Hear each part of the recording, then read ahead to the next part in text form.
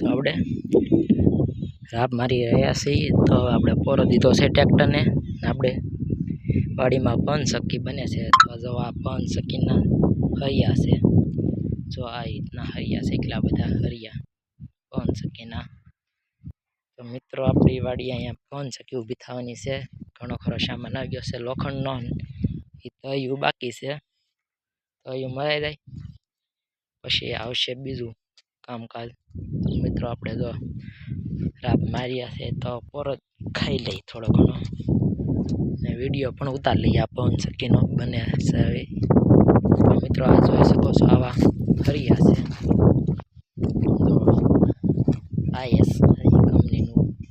લોખંડ છે આવા કંઈક છે લોખંડ હરિયા છે મિત્રો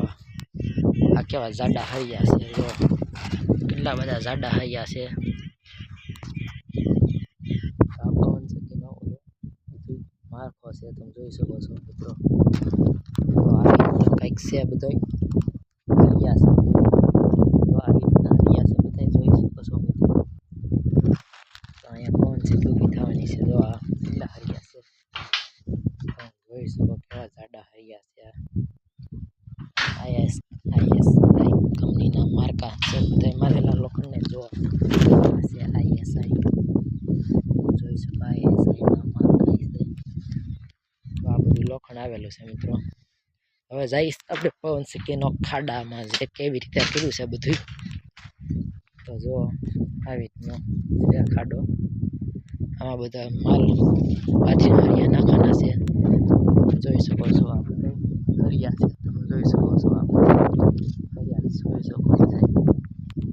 એટલું બધું લોખંડ છે તો આ બધું આ ખાડામાં નાખવાનું છે મિત્રો કોમેન્ટ કરજો કેવું લાગ્યું તમને બધાને લાઈક શેર ને સપોર્ટ કરજો મિત્રો ખેડૂત પુત્રનો દીકરો છું તમે પણ ખેડૂત પુત્રના દીકરા છો તમે જોઈ શકો છો આ લોખંડ છે તો જોઈ શકો પવન ચક્કીનો હરિયા છે બધા તો મિત્ર જાજુ તો નહીં કહેતા પણ આ જો દેખાડી દીધું તમે લોખંડ બધું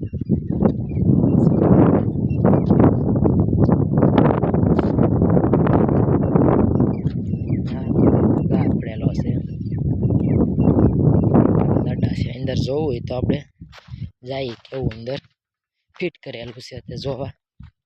વિડીયોમાં બના રહેજો